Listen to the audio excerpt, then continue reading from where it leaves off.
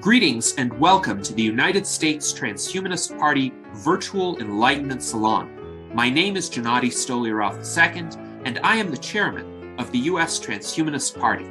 Here we hold conversations with some of the world's leading thinkers in longevity, science, technology, philosophy, and politics.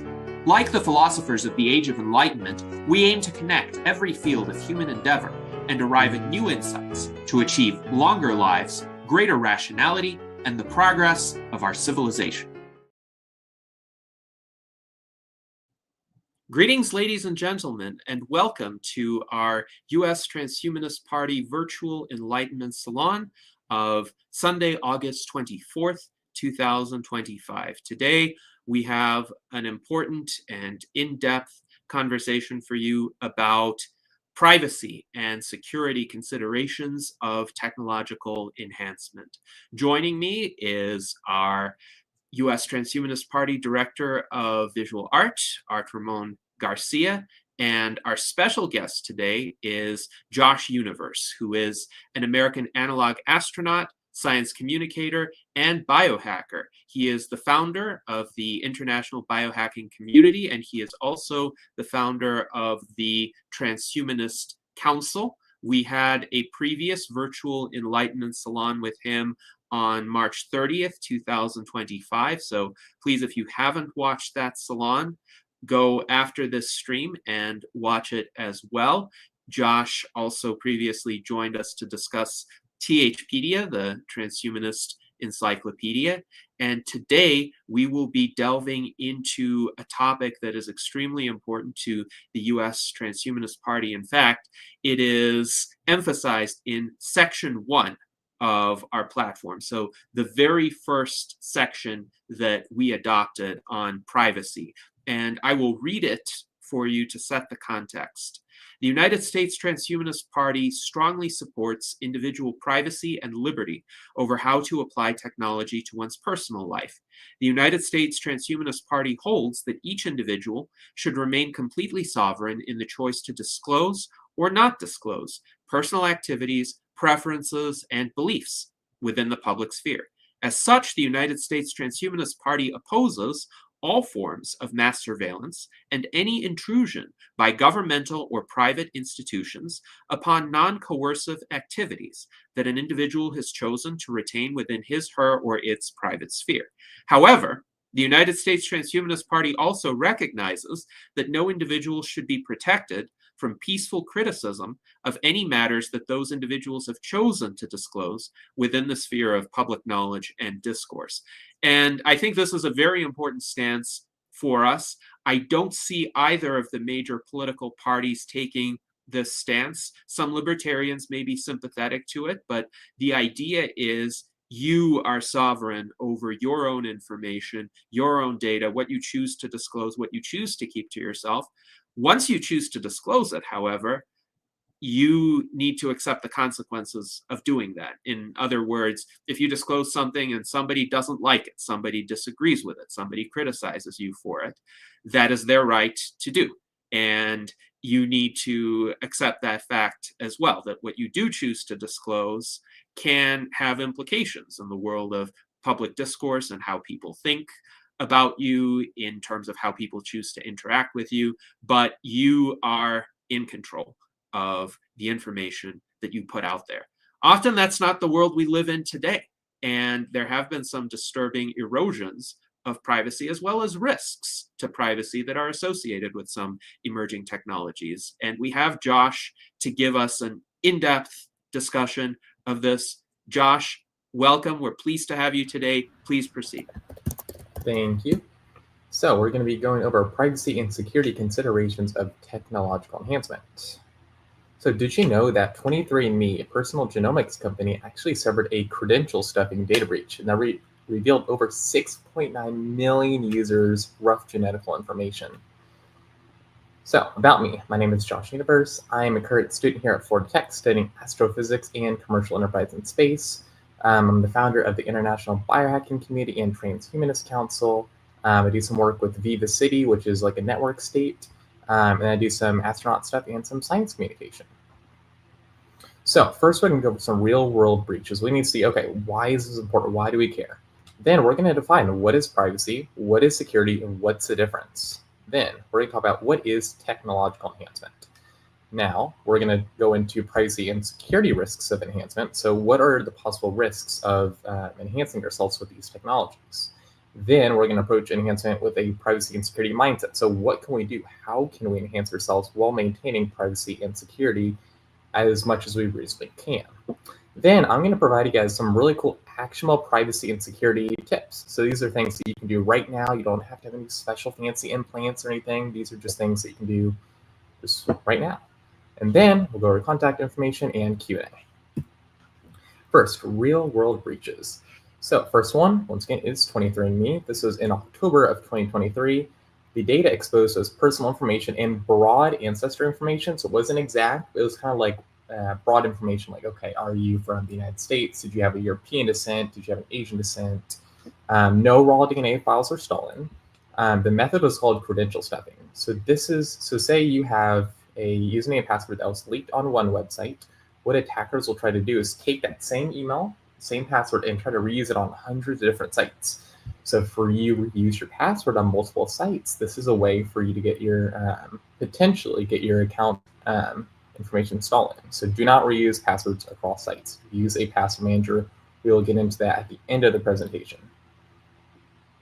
Next is the Insulet Omnipod. So this was in January of 2023. This data was personal health data and IP addresses. Users exposed around 29,000. The method was a site tracker privacy misconfiguration. So this is a bit complex. I'll kind of explain it. So in emails, you have things called personalized links, which are also kind of called magic links. When you click that, there are cookies that are loaded onto your browser from that link. It contains like identifying information, which comes from the database sent to your personal email, and it allows you to like log onto your website without having to type in your password. Well, in this scenario, the cookie that was in the email magic link was unsecured. So that means the third-party diagnostics like Google Analytics and stuff, and third-party advertisers that have tracking scripts on that website were able to access the cookies from the website's local storage. Well, somehow those cookies were able to associate health data and secured and allowed those third-party advertisers and diagnostic agencies to access that data, which is really bad. This is the device. This is the Insulet Omnipod 5. Now, this vulnerability was not with the device itself. It was with the cloud infrastructure on which the device communicates with. Next is the Zoll Medical. So yes, this was in January 2023, again, the same month. The data exposed was personal health data from like a cardiac defibrillator device. It's like a wearable medical device. Users exposes over 1 million users. The method was a simple network misconfiguration. So an attacker got unauthorized access into an internal network and was able to access encrypted data. Privacy versus security. What is privacy? Privacy is about the control over who can view and use your data. So we're talking about controlling who can have my data and who can use my data. So an example is ensuring only authorized officials are disclosed with a patient's medical records. This is associated with the HIPAA laws. What is security? Security is about protecting our data from unauthorized access. So this is including preventative safeguards to ensure that the data we have is secure and that malicious actors are not able to access it. Example, implementing encryption and 2FA, two-factor authentication, into a hospital's EHR system, which stands for electronic health records. Privacy versus security. So here are a few scenarios, and I'm going to say, okay, is this a privacy scenario or a security scenario? This will kind of help you understand the difference between the two. First, a brain-computer interface company sells aggregated neural activity data without advertisers' consent, or to advertisers without the user's consent. This is a privacy breach because we're saying the company sharing that data with advertisers without our consent, right? So it's about control over who has access to the data, right? This wasn't unauthorized because we signed some license user agreement and there was no exploitation going on, but the data was being shared without our consent. Why yet? This is concerned about how sensitive data is collected and shared. Next, a hacker or exploiter remotely gains control to a smart prosthetic limb. Well, this is a security vulnerability. This is not a privacy vulnerability because the hacker or exploiter is getting unauthorized access to the data. Yeah, this is concerned about unauthorized usage and access of the device. We don't want that to happen. A lot of bad things could happen if such a scenario actually played out.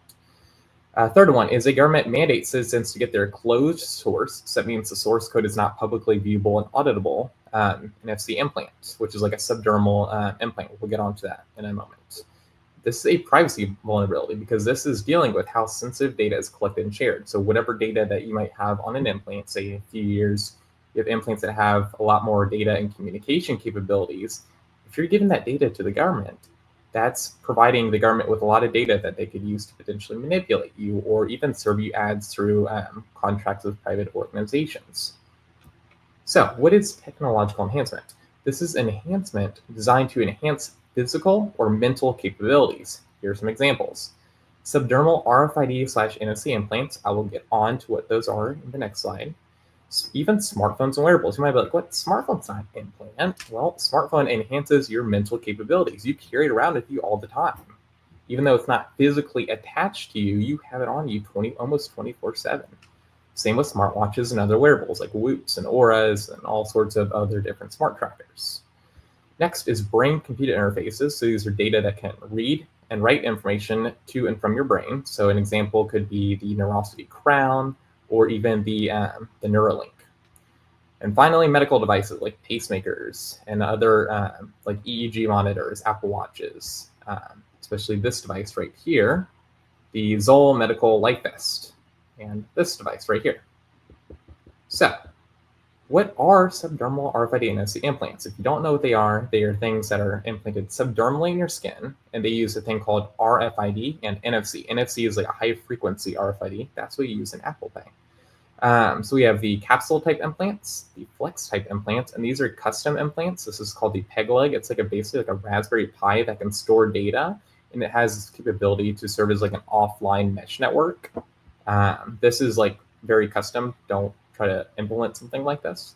This is by Dangerous Things, which is a subdermal implant manufacturer. This is cool. This has Java card applets, so you can do things like unlock your Tesla, use it as a two-factor authentication, like authentication provider kind of.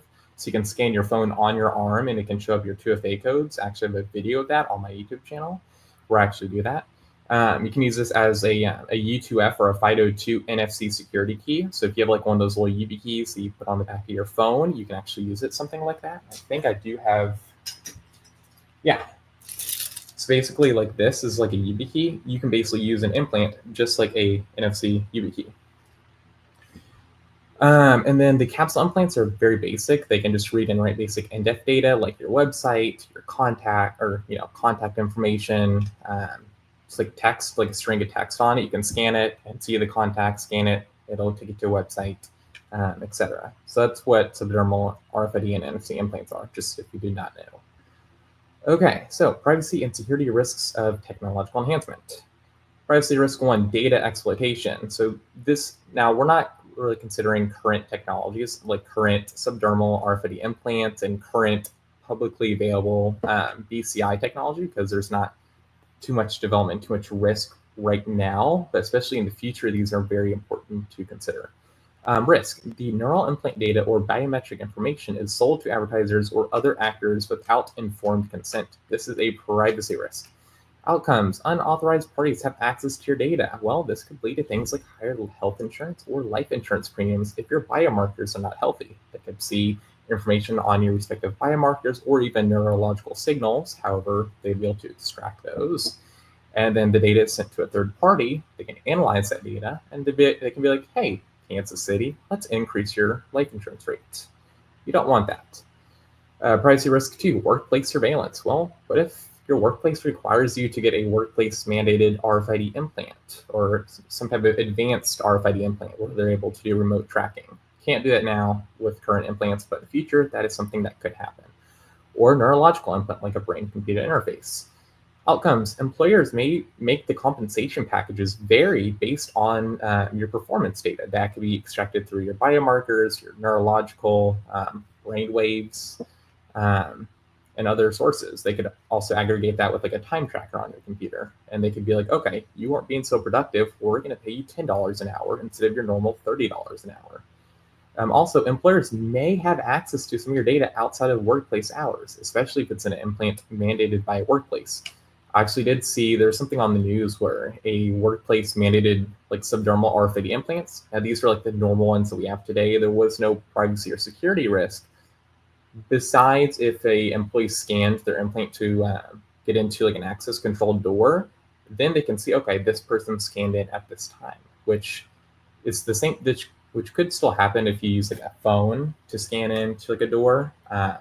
So that, it's not necessarily a risk from the implant itself, but there are going to be, especially with more capabilities of the implant, there's going to be a higher risk, especially for things like workplace surveillance. Privacy risk 3, government surveillance. Ooh, we've been seeing a lot of this on the news. Government agencies may provide incentive, right? So they may make it seem like a good thing, or require citizens to provide data from biological or neural interfaces. For simplicity, if I'm saying a biological interface, it's like a subdermal implant or anything but a neural implant or brain-computer interface. A neural interface, I'm just talking about like a brain-computer interface as of now. Outcomes: potential discrimination of services, so government offered services based off of information from a neural interface, especially if aggregated with data from other sources like security cameras, Internet of Things devices. This could provide these systems, which would likely be automated, these automated systems, higher levels of confidence, right? So they see that you might have littered, but then and they see some type of associated biomarker or some type of neural output, and that provides a higher confidence.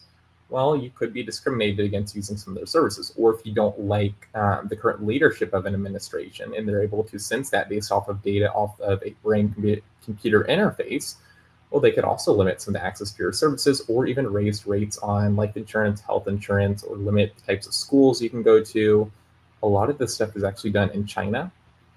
But I've seen things, with the European Union's been passing a lot of regulations the United States has. So this is something that could potentially become something of concern, potentially. Security risk, remote modification. So motor devices like connectivity-enabled prosthetic limbs or exoskeletons could be accessed remotely without proper security and encryption protocols.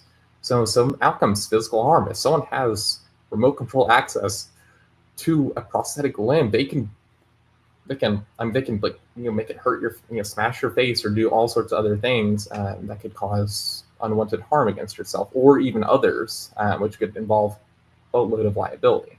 Unauthorized authorization of other authentication systems. So if your prosthetic arm has access, or so let's say your prosthetic hand has access to a door, and if they have these detachable hands, so if they are able to remotely make a hand move, which you can actually look on YouTube, there's this girl who has a prosthetic hand that can actually move on its own, like disconnected from the arm. So say in the future, if those have authentication credentials, those could be used to open authentication devices like workplace doors. Security risk 2, device theft. So certain types of devices that are easily attachable, such as non-invasive brain-computer interfaces like the Neurosity Crown, or those prosthetic hands, could be stolen, and the credentials on them could be used for unauthorized purposes, or the data that is stored on those could be extracted if there's a known device vulnerability. See, outcomes: stolen interfaces with identity or payment modules could be used for fraudulent payments or identity theft. So say you have something like a identification documents, like a DID, which stands for decentralized identification. If you have one of those on a brain-computer interface or detachable biological interface, those could allow people to go and spin your credit card up with your hand. Security risk 3, interface malware. So this is a bit of an advanced one, and this would require a interface with a bunch of complex systems. But if there's not appropriate sandboxing done to the processes that run on a biological or neural interface, then anything can happen. It depends on the capabilities of the interface. So if it's a critical interface, like a connected pacemaker, and someone is able to put malware on that, that pacemaker just may not work, and that could lead to death. Same for a neurological or a neural interface. If in the future there are advanced neural interfaces that can write data to the brain, and that's able to attract some type of malware on it, then they're able to completely mess up your brain. They're able to, we just don't know. There's all sorts of potential scenarios that can happen where they could, control your brain or mess all sorts of different things up. Case point, we do not want this to happen. Enhancement with privacy and security mindset. So what can we do? Well, first thing, we want to adopt open source solutions. So open source is where the source code of something is publicly viewable and auditable. So if you go on GitHub, all those repositories, those are things called open source repositories. So people are able to see the code, they're able to audit the code for any security or privacy vulnerabilities, and they're able to contribute to the code. Pros allows public auditing of code and how data is handled and what subprocessors, if any, have access to the data. So if someone has a brain-computer interface and they look at the software in GitHub and they see that there's a post request being sent to Google, then they can be like, hey, they can notify the community of that respective implant, be like, hey, they're sending information to Google. We need to either just not use this product, or we need to submit a pull request to get that removed. Some cons, so some drawbacks, could be open source software may be vulnerable to security exploits if there's a complex system, so there's like a lot going on, and if there's a small amount of contributors. So if there's not a lot of people looking over the code, something happens to slip by in a pull request, well, that can present a lot of vulnerabilities. And with open source software, you're able to just look at the code. So malicious actors can look at the code and be like, oh, here's vulnerability, let me exploit it. Some examples of companies that are using open source in their products is Neurosity. So once again, they have a thing called the Neurosity Crown, and I can actually show you that. One moment.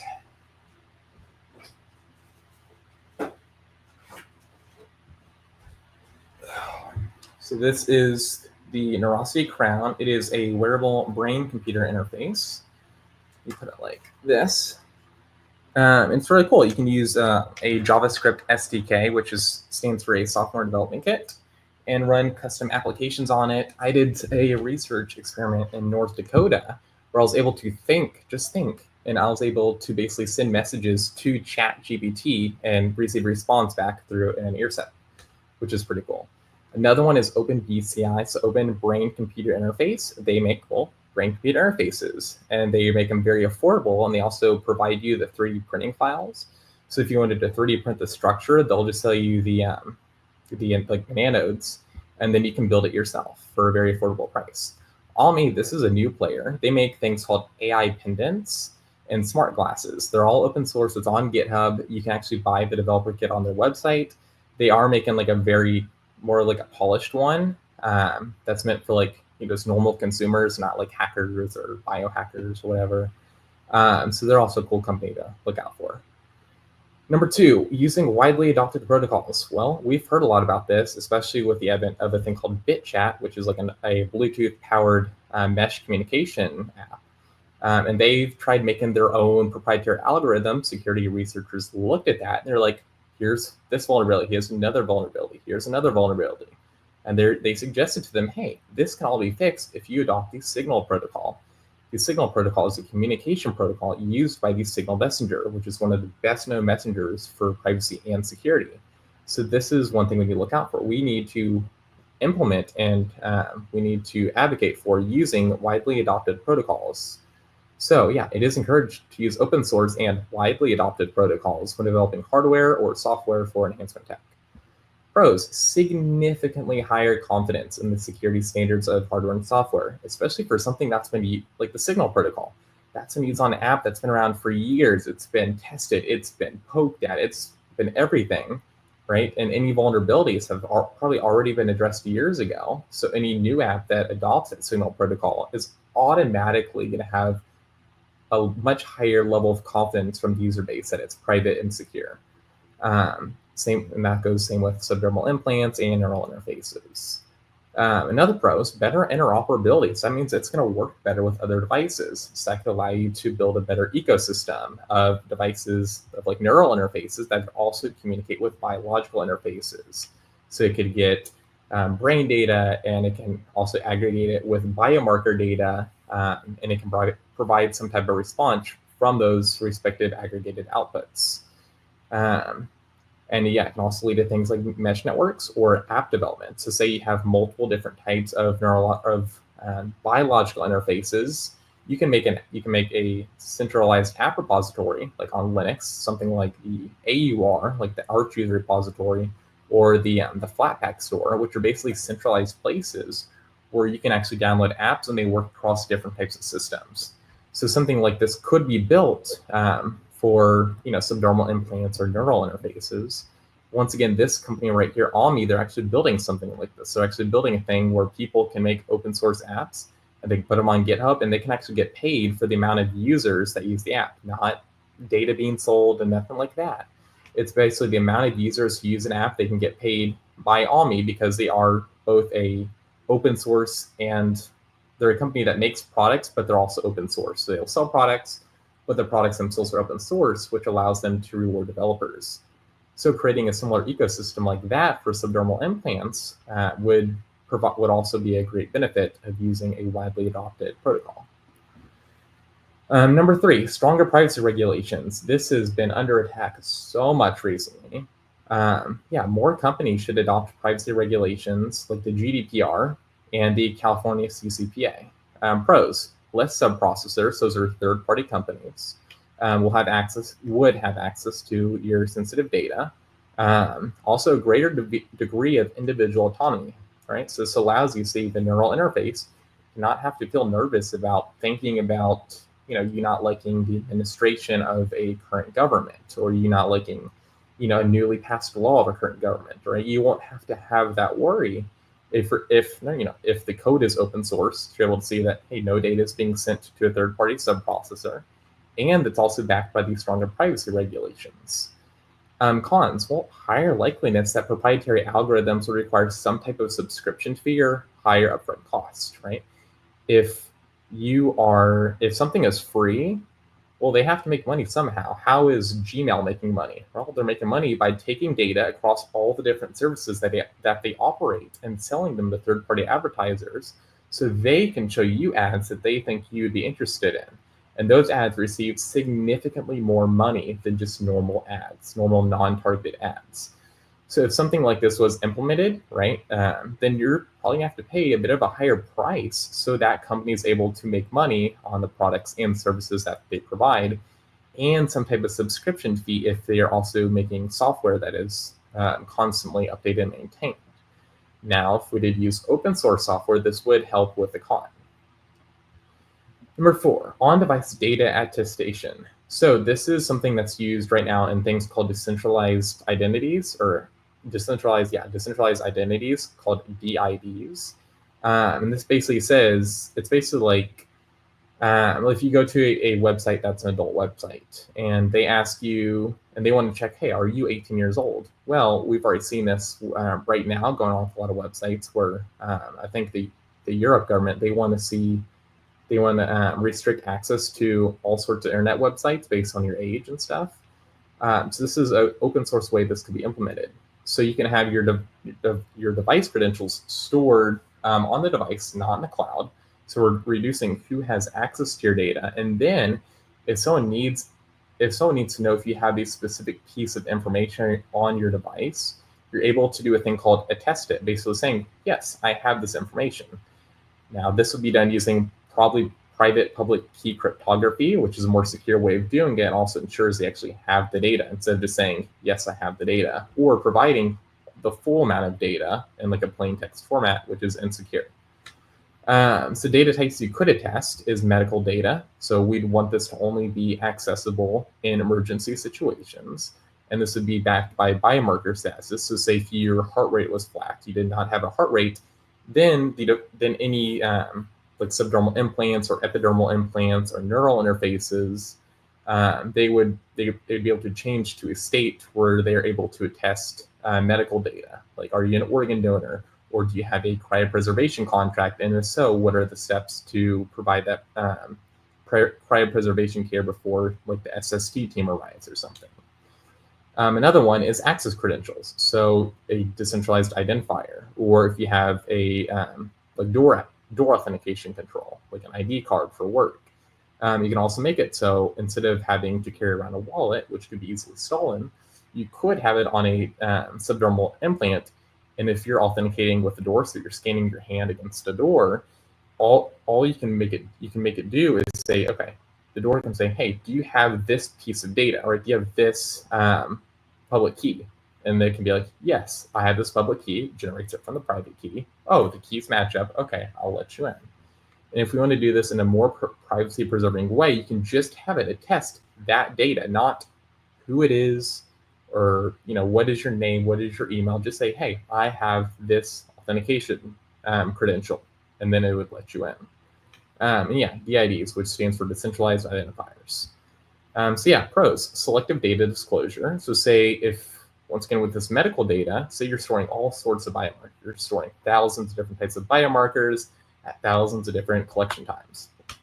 Well, you can make it so you're only attesting, okay, the data that needs to be attested, the data that is requested, instead of giving all of your data, which provides a much more greater security and privacy risk, because there's a greater attack surface.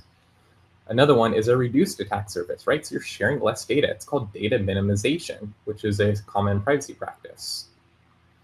Actionable privacy and security steps. So this is something where you don't need a fancy implant. You don't need anything. This is something that everyone can do, that you can do for free, and that significantly enhances both your privacy and your security online. First is use a password manager. Why would I want to use a password manager? Well, once again, if you're reusing your passwords across multiple different sites and one of those sites suffers a breach of information, people can once again use a credential stuffing attack. So we're using that email, we're using that password from one site on thousands of different sites, and they're able to, and it provides a greater attack surface for people to access more of your accounts. Password managers I recommend is ProtonPass, Bitwarden, and KeePassXC. So ProtonPass is by the Proton Mail company, now called Proton. They have a free plan. They are backed by a reputable company. Been around since 2014, I think. And they are cross-platform, so it works on iPhone, Android, web, not Linux, but web, Mac OS, Windows. Cons. Well, some features require payment, which, you could say it's not really a con because they're not selling your data, but they do require payment for some features. Bitwarden, this is widely well known. This is probably the most popular, in my opinion. They have a free plan. They are backed by, once again, a reputable company. It's also open source, so people can see all of the code of Bitwarden, audit it for security vulnerabilities and privacy vulnerabilities, and submit changes, also called pull requests, to address those concerns. And it's also cross-platform. It's basically available on every single type of device, every single type of browser. Once again, cons, some features like the TOTP, which is like your 2FA authentication codes, those require payment. I don't really think of it as a con because you really shouldn't be storing your 2FA codes in your password manager, right? If your password manager gets breached, well, then your 2FA codes get breached, and that doesn't really serve the purpose of 2FA. Also is KeePassXC, so this is local, right? So you're not storing your data on a cloud like Bitwarden or Proton. You're storing it fully locally. You have full control of your data, and who can have access to your data. It's fully free, right? There's no payment required. It's open source.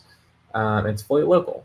So the cons, it's not cloud-based, which may be inconvenient for some. There are workarounds. You could take your KeePass database, which is literally just like a little database file, and you can put that on something like Google Drive or Proton Drive and have it encrypted, so you have the best of both worlds. So now, 2FA. 2FA helps prevent some simple account takeover attacks, such as someone knowing your username and password or having access to your email address. So this is from least secure to most secure. So SMS, like a text message, this is the least secure, but it's better than nothing. This is vulnerable to a thing called a SIM swap attack, which is where someone is doing a thing called social engineering. They'll call up your company, whether it's Spectrum or T-Mobile or Verizon, and they'll be like, "Hey, I lost access to my account." Maybe they'll play like a noise of a crying baby in the background to make it the representative more likely to hand over your information or change the phone on what your SIM is on. This is actually quite common. Most providers fall victim to this. I think it's about like 80%. Don't take me right on this. I think it's about like 80% of the social engineering attacks are actually successful. So this is something to watch out for. Someone can literally call your phone provider. If they know your phone number, they can look up, okay, who's your phone provider? And they can be like, hey, I lost access to my phone. I lost my phone or something. And if they do a little bit of OSINT on you, which is called open source intelligence, they can find where you live. They could find your birth date. Then they can use that information to help kind of verify. So say if the support representative asks, hey, when's your birthday? They'll have the information right in front of them. They'd be like, hey, this is my birthday.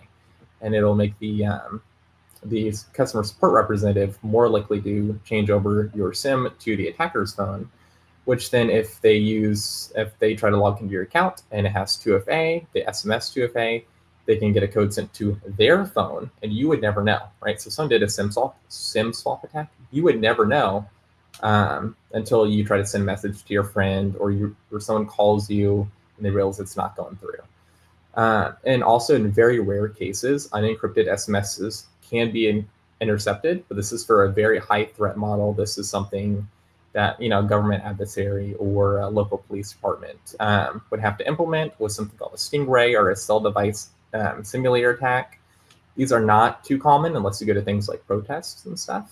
And if your phone has 2G enabled, so even if you have like a 5G phone, it can still downgrade the signal to 2G, but this can be disabled in Android devices. Next is an authentication app. This is also known as TOTP or time-based one-time passwords. This is not phishing resistant because someone can have a fake website or a request. So say someone sends you an email saying, hey, we need your 2FA code.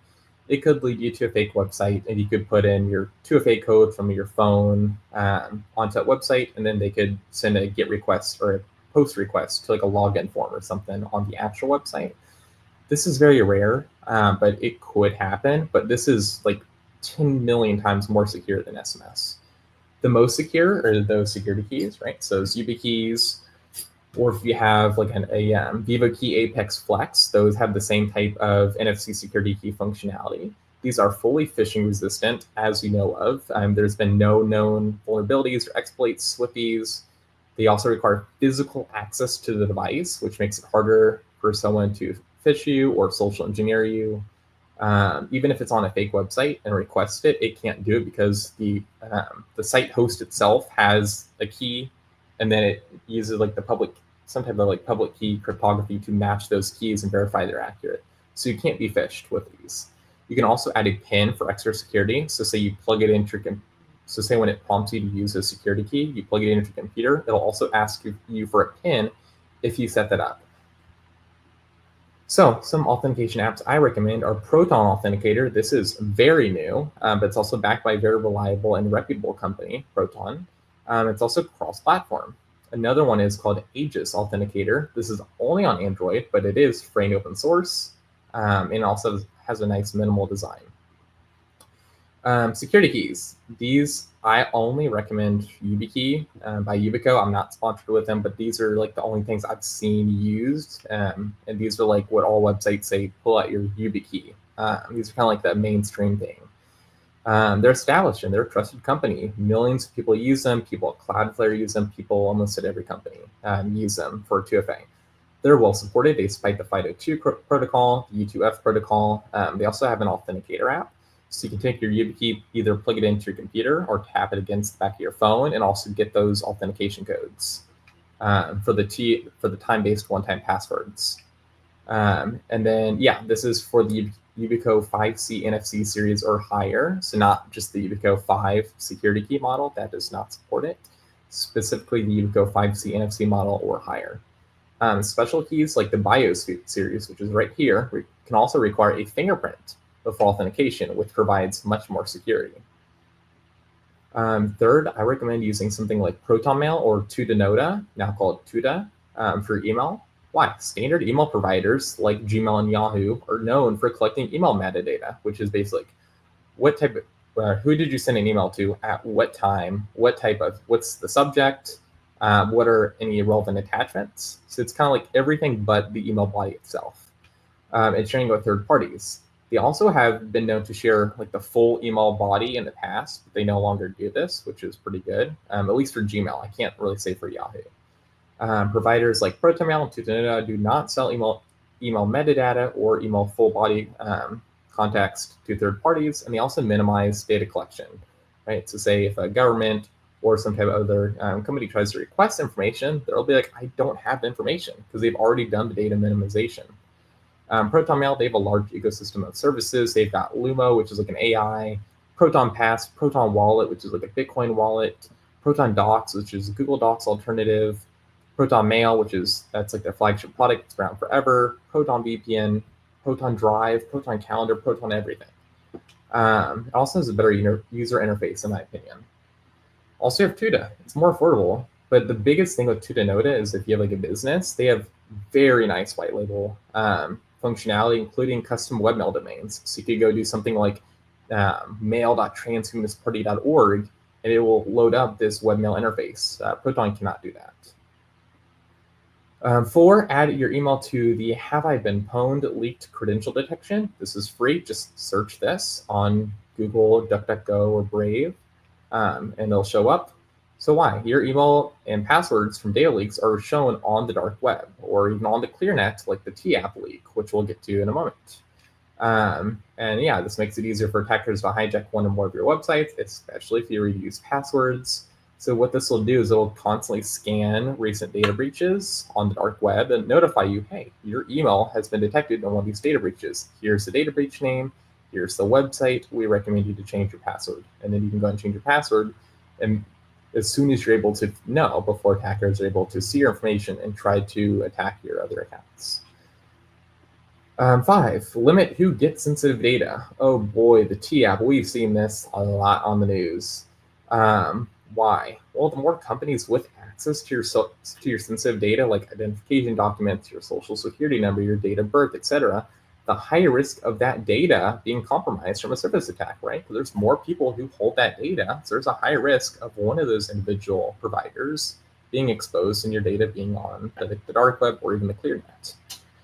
An example, over 13,000 private images, including identification documents and face verification pictures, along with location metadata, and over 1.1 million private messages were leaked across 3 separate data breaches on the TApp, which is like an app for people to post like pictures of their significant other, and like provide like green flags, red flags, and kind of like vet them.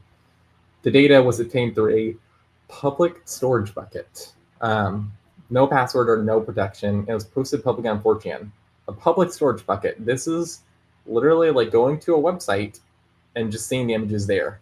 There's no encryption, no database, no server to get into. It's literally you can go into a website and see, okay, say you go to the website, you go into your developer console, you go to the network tab, you can see the post and get requests, and you can see, okay, oh, there's a get request from this website, right? And it'll show the storage bucket. You can just go to that website and you can query, which is like search all of the different types of data on it, and it'll just show it to you. No password, nothing. So this is a very, very, very bad privacy and security vulnerability. Like this is probably the worst thing someone could do is have a public storage bucket. Yeah, so besides that, just some news. I actually did make a new privacy and security channel in our Discord and forums to kind of encourage more of this type of discussion and hopefully, maybe make some change. Here's our main website for the Transhumanist Council. I'll give you guys just, a few seconds each to scan those, and then I'll go on to the next slide.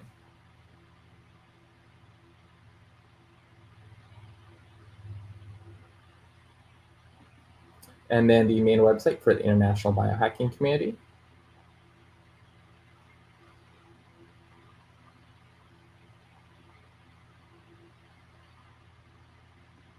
And our forums. So you can click scan here to go to the home page and scan here to directly sign up.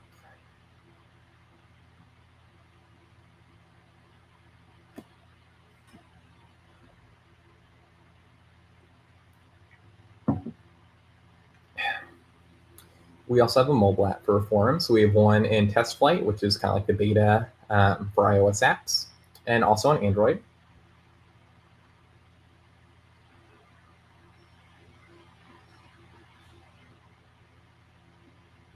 And then our two main Discord servers for the International Biohacking Community, the Biohacker Lounge, and then one for cognitive enhancements like nootropics, supplements, even neural interfaces too.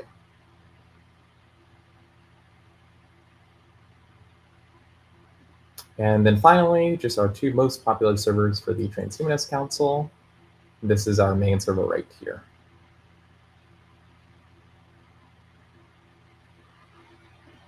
All right, and if you want to scan this for any presentation feedback, that would be greatly appreciated. I think I still have this on the previous one, but just you can submit it, I'll still receive it. So you guys a minute to scan that.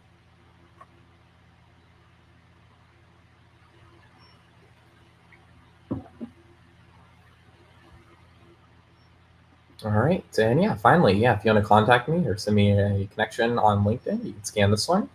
If you have any questions or inquiries, you can scan here, or if you're going to see more of my other social medias or anything else, you can scan here to get to my Linktree page. And that is it. All right, thank you very much, Josh. And we will leave this slide up while you answer the first question, which comes from Daniel Tweed. He wonders, why aren't more people more attentive to privacy and security issues? Any thoughts on that? Oh gosh, there's a lot. Oh gosh, I think one is just convenience. I mean, I think people have so much. I mean, we all do. We all have so much going on in our lives. We have events to go to. We have people to talk with. We've got school. We've got work. We've got so much.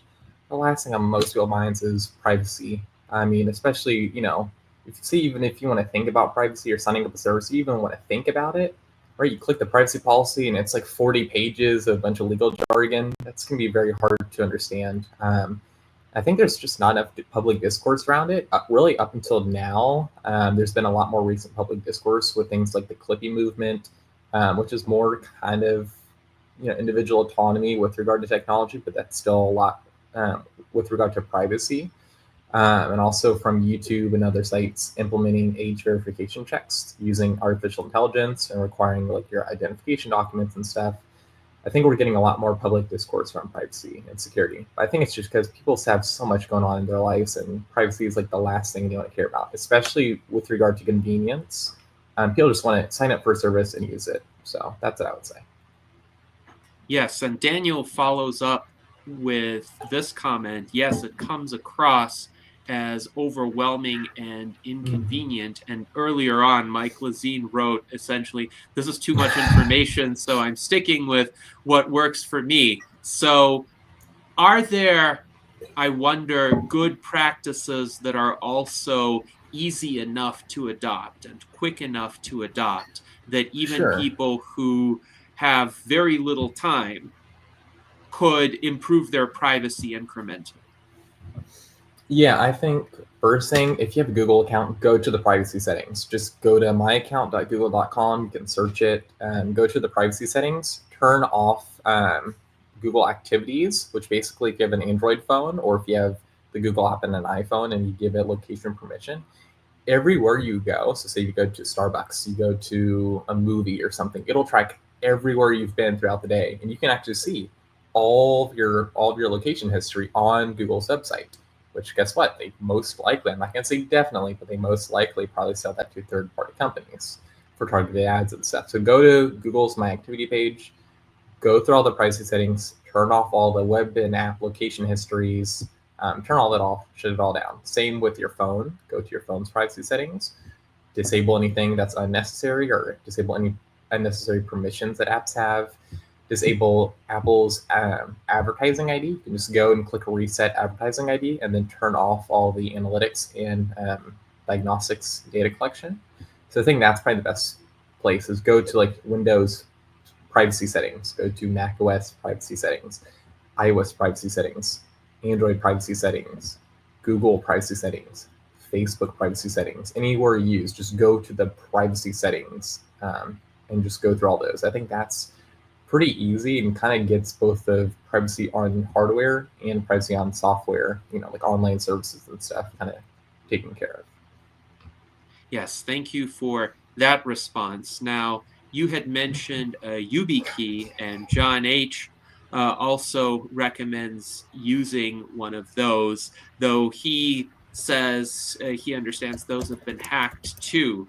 Do you know of any potential ways that a YubiKey could be hacked? And if so, I what are the don't. vulnerabilities? Yeah, I don't. I'm trying to look right now, see something about a side channel vulnerability. It looks like the only way they can be hacked, just from what I see right here, is if someone has physical access to the key, right? Someone physically has the key. They looks like they might be able to clone it, but also like something like this, it would be discovered in this priority patch by now. This happened in September of 2024. But really, the only real way that something could be hacked, if there's a vulnerability, is going to be if someone has physical access to the device, which for most threat models, the chance of that is basically 0 to none. So yeah, any like online or remote hacks, that's not really possible unless they break encryption algorithms, which is also very difficult, especially as all the companies continue to upgrade and adopt things like post-quantum encryption and stronger encryption algorithms. So I don't really see any way they could be hacked unless someone has physical access to the device, which is already very rare. And if there's a 0-day vulnerability, that's not patched yet. Yes, thank you for that answer. Now, is it also true for YubiKey, as John H. states, that not all sites support it? Yeah. Sadly, not a lot of sites support physical security keys. Most of the main ones do. Facebook does, Google does. Even like those sites, they've upgraded like account protection programs. So if you go on Google and search Google Advanced Account Protection, you can make it to where after you enter your username and password, you have to plug in a YubiKey or other security key to get into your account. No SMS backup, no email password reset. It's very strong and it would require like a security key. So yeah, more sites need to adopt it, but the main ones do. And a lot of other sites are starting to adopt physical security keys. Even one site, even like very niche ones, you'll see, oh, you can use a security key, which is really nice. So slowly but surely, more sites will adopt it. But yes, that is a major problem right now. Yes, thank you, Josh. And John does point out Proton Mail and PayPal do support YubiKey, so Yes. that is an advantage of that approach. And also, For Freedom writes that imagine you become a cyborg and forget about your fingerprint verification. So that could be Oh a yeah. concern in the future if you ever have to replace your limbs in any manner. Make sure you still either have a way to unlock That's a something good that one. requires fingerprint verification or change that to Mhm. not require it. Now, I have an issue Yes. where my fingerprints apparently cannot be read very well by certain devices. And I've had this before where fingerprint scanners would just consistently register a low quality fingerprint in quotations. And I was told this would be an issue that I would be faced with my entire life. But the last time I tried a fingerprint scanner was around 2008. So I wonder if you're aware of this, whether fingerprint scanners have improved in the intervening years to recognize more fingerprints so that the entire population potentially could use them. Yeah, I mean, I would say they've definitely gotten better over the years. A lot of like phones are now doing fingerprints under like the screen, so you can tap like on the screen. Not iPhones, but most Android phones are. So they're definitely getting better, much better than like the old school fingerprint scanners that you hook up to that you physically plug into your computer. Much better. I think the iPhone 17, like the newest model, is also going to come with a fingerprint scanner, like on the side right here, like how it used to be. Right? No, not how it used to be, but like how like on Android phones, like you can click here and it scans your fingerprint, like on like the Pixel Fold. You can like click here. So the iPhone 17, I think, will support that, which is pretty nice. But yes, they have been getting better. Yes, thank you, Josh. And also for freedom rights, Yes. they like when things are secured with physical devices. Yes, So, old school. Yes. yes. And along these lines, John H. points out if Super. he were a super hacker, the password file would be a juicy target. So his passwords stay in an old fashioned paper book. Inconvenient for Exactly. him means inconvenient for hackers. So unless a hacker breaks into his house and finds the specific notebook, they won't get the passwords. On the other hand, a notebook can be lost as well. Exactly. And It gets lost. It can be inconvenient too, right? There's a lot of security with that. It can also be very inconvenient. If you have a lot of sites you log into, you don't get that nice autofill. You don't get to just log in on your phone and just, pull up your passwords. But also, it's very secure, right? If someone wants to get access to those passwords, they have to physically first find out where you live, come into your home. So if you have like a home security system, you have, a hardened down door and stuff, they have to get into your house. Then they have to get through you, right? Self defense. If you have a knife, if you have other tools, they've got to get through you. Then they have to access, they have to find where it is, right? And then if it's in a safe, they've got to get through the safe, right? There's so many layers of physical security, which is kind of the best you could really get for passwords. It's just old fashioned. You store it in a notebook, you put it in a safe. So yeah, that's great. I like that. yes, thank you, Josh. Now I would like to discuss NFC and RFID Yes. implants a bit more. So here's a video how transhumanists prevented the ban on microchip implants in Nevada in 2019. There was an effort by the US Transhumanist Party to achieve revisions to a bill that was proposed in 2019, which was originally quite troubling because it would have banned even voluntary microchip implants. And what motivated this bill was that one of the assembly members read this article about the company that you mentioned, Josh, called Three Square Market. And Three Square Market was the company that voluntarily asked its employees to have these implants. And this became a headline news story, even though the employees didn't actually object and they had a choice not to get implanted. And this company was in the business of making these implants for voluntary insertion into their customers. So this assembly member decided this was a huge intrusion of privacy, and this was also a risk for employers because essentially he was concerned that employers would either coerce or influence their workers to get these implants for tracking purposes. However, we brought in a cyborg magician, Anastasia Sin, to testify before the Nevada legislature. And this bill, Assembly Bill 226, would have banned even voluntary microchip implants that people would have used for their own personal, let's say, needs, like what Zoltan Istvan got when he campaigned for president in 2016. Chip, an RFID chip between his thumb and index finger. I don't have one, but this is where it would be located, which enabled him to unlock his phone or open doors if he placed his hand directly adjacent to the lock. And what the legislators needed to be educated on was that these implants require really close proximity to a device in order to be able to interact with it. So it's not the case that somebody could remotely track a person with an RFID implant. Somebody would literally have to be like this close in order to be able to track the individual. And I wonder, Josh, you mentioned the risk that employers could use this tracking technology or other entities, maybe governments could use tracking technology in the future. Wouldn't it have to be a very different technological architecture in order to Yes. enable remote tracking?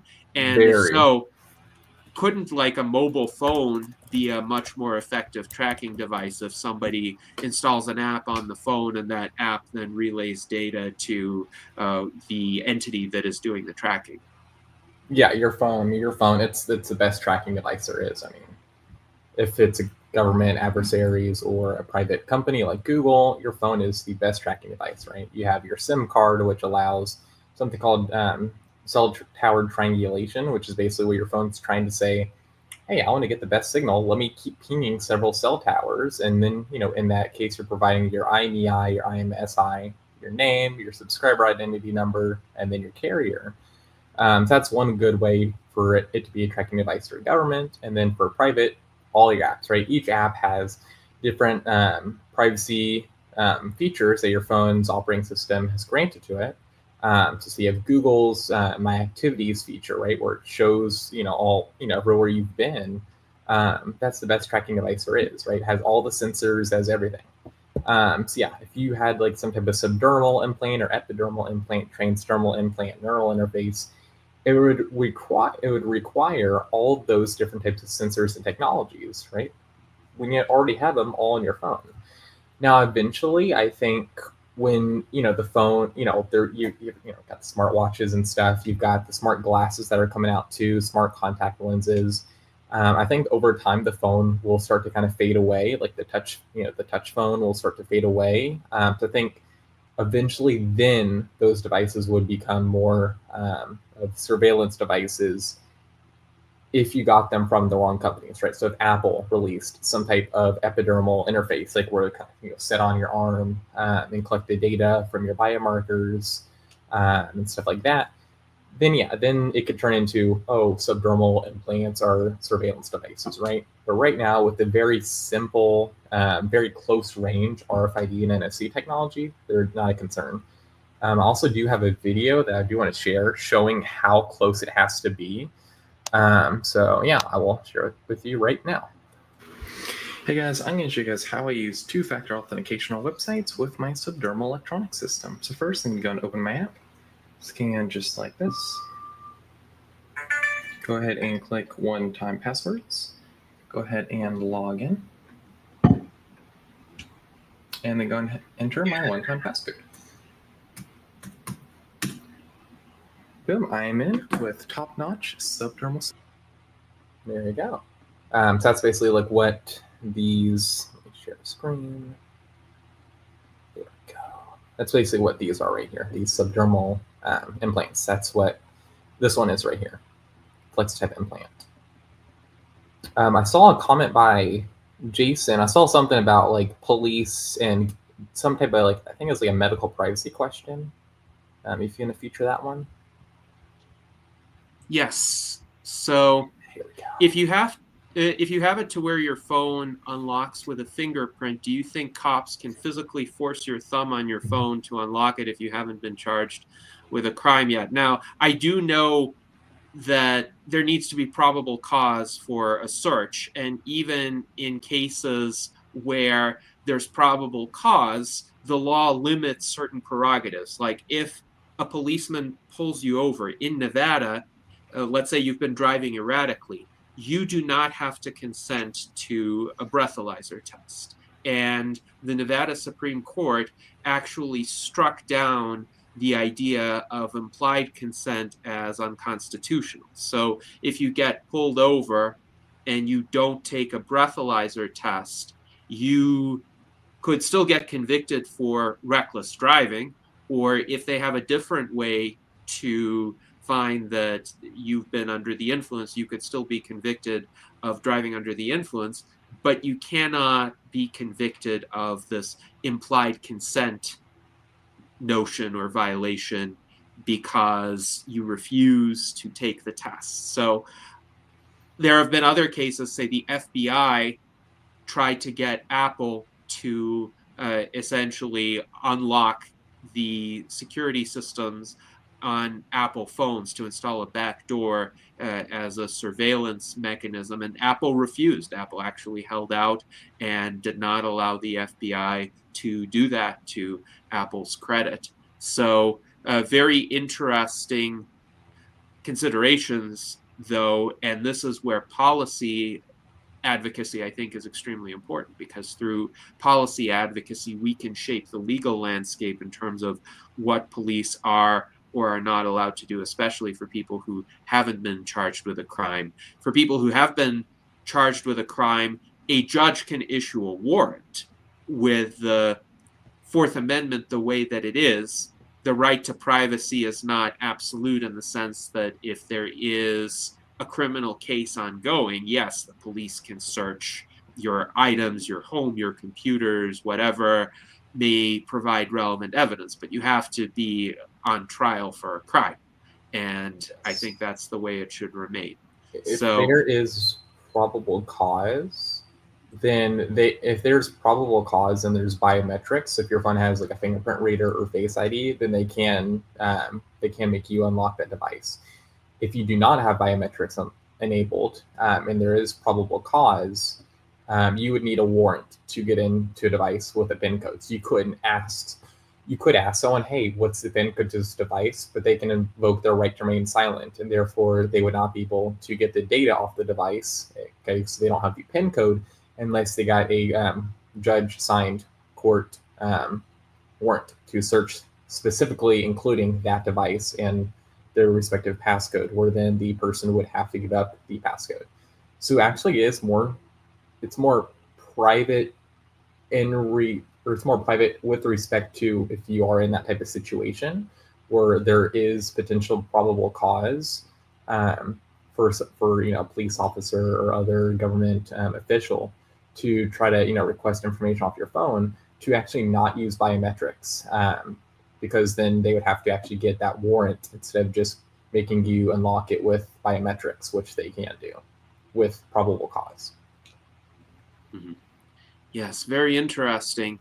Now, Jennifer Hughes writes that she thinks phones will fade with the development of teletactics. And I've been wondering about this because it seems to me, as new devices have been introduced, to some extent, mobile phones have consolidated certain old devices like traditional phones and MP3 players or CD players even before them. I'm old enough to have had portable CD players where you could put a CD player in a little handbag and you could put like 20 CDs in there as well and alternate among the CDs, and that was your entertainment on a long trip. But of course, with first devices like the iPod and other MP3 players, and then with mobile phones, that became obsolete. However, the desktop PC has not become obsolete because it is a much better tool for productivity than mobile devices that just don't have an interface for typing something out very quickly, and even say for graphic design or any sort of complex manipulation of images or symbols. Having a lot of real estate on your screen, having a mouse, is still not beat by any sorts of voice commands, any sorts of shortcuts on smaller devices. So I wonder, some futurists predict that in the future computers will be embedded into objects, into the broader environment, and surely there could be some of that, but would that make dedicated purpose-specific devices go away necessarily? Because I don't see anything replacing a PC anytime soon for, let's say, deep focused productivity. But what do you think, Josh? Sure. Yeah. So I think with regard to a computer, I think it's a very good input machine, right? You've got the mouse, you've got the keyboard. They are very good, simple, and tactile input machines. I think if that were to be replaced, it would be through improvements in user interfaces, right? We already have, the folding phone, right? You've got the phone where you've got one screen, it'll fold up into two, right? And you already have a tablet. You're already replacing the iPad, which is kind of designed for, on the go productivity, right? So I think as technology improves over time, and I think as user interfaces improve over time, that it could make the computer obsolete, especially as you can do all sorts of things on a smartwatch, right? You can do all sorts of things even now with those the Apple Vision, right? The Apple Vision Pro headset or the Meta Pro headset, or even smart contacts or even smart glasses. They have glasses where you can it can transcribe like people speaking other languages in real time, which is kind of cool. And it shows up in like a little screen, like a little HUD in your glasses. So I think over time, those type of standardized devices like the computer, I think they probably will go away. They're not. It's not going to be there forever. I think if time runs, thousands of years in the future, I think most likely it's going to be embedded in some type of neural or biological interface combination. I mean, you're already kind of seeing that with the Apple Watch. The new Apple Watch, you can basically pinch your finger, and it can kind of control some things on your Apple Watch. Same with the Apple Vision Pro. You can do like that little. I think it's like this. You can use this tap, use this to like swipe. So those types of novel input methods, just using your hand, can control things on the Apple Vision Pro, which kind of can be, I think in some situations, can be much more intuitive than a mouse, right? Especially if you're doing things in like a 3D space, instead of having to hold like a VR controller or something, or trying to do CAD work on a mouse, you just have your hand, right? You have your hand, you have maybe like a sensor attached on your walls, and that provides much more fine and granular control. So I think over time, that could definitely replace standard interface devices like a computer. I think devices that are you think someone said devices like kind of in like the public space. I think those would provide a significant privacy concern. A lot of privacy vulnerability, especially if there's multiple people using the same device. I think in certain like ways the future could occur, right? If there's much more of a quote unquote shared future where multiple people are using the same input device, like you go to like a public library, right? And you have several people using the computers at the public library, that there's a significant privacy concern, right? That's why it says, never log in or make sure to log out of this account if you're using a public computer. So I think over time, standardized computing systems like the computer will fade away, with improvements to user interfaces and input technologies like your finger and your hand and stuff. And I think public environmental or public environment computing systems, I think those will provide or impose a greater privacy and security risk.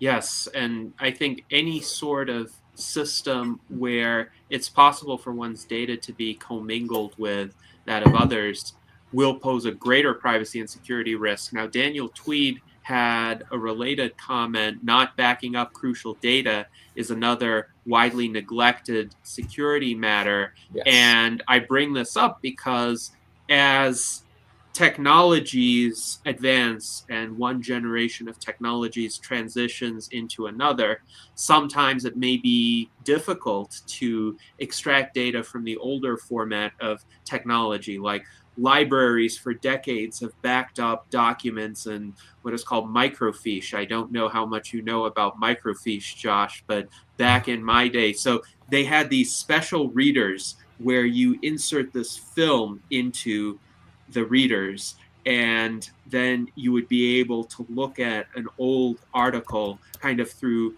a screen. It almost resembled an overhead projector in terms of how it appeared, except it wasn't necessarily projected onto a Oh, bigger screen. I So, remember. Yeah, yeah. It's like where you yes, put the paper in, and then it has like the little light, and it puts it on the right, screen. Yes, yes. right. So, Yeah. this was an old technology when I was introduced to it during the, let's say, beginnings of the proliferation of personal computers into households. And these libraries that created a lot of these microfiche documents then had the challenge of transferring them onto computer formats that people could actually read.